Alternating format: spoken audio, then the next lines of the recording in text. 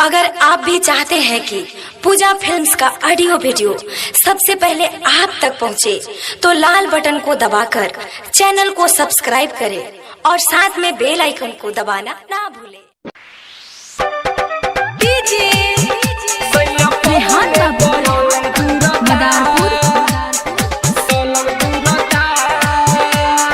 शादी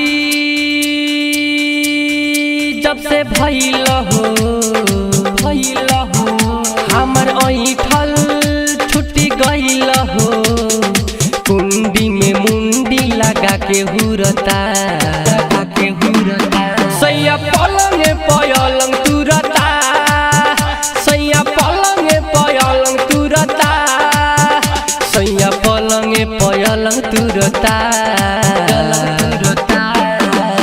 सैया पलंग पयलंग तुरता, राजा पलंग पयलंग तुरता।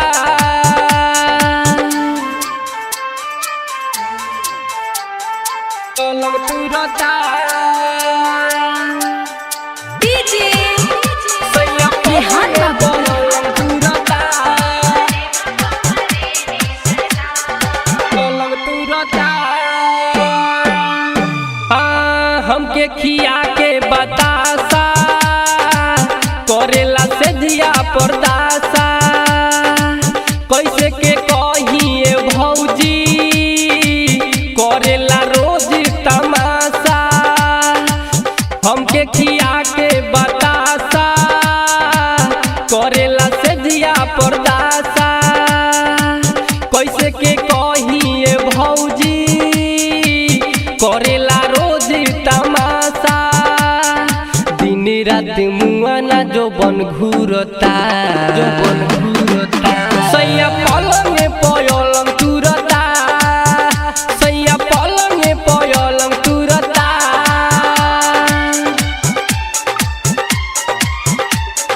पलंग तुरता,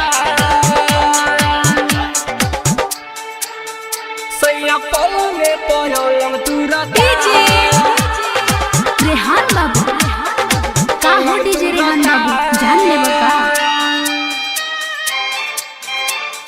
पलंग तुरता। नैहर में रहे आजादी, काहे भइल मोर शादी, ऐसन मरद मिलल बा बुझेला पारा शादी।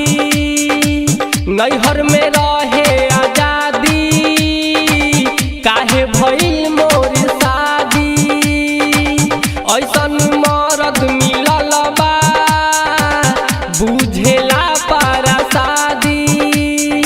रंजय लभेरी लाल के साथ रहता,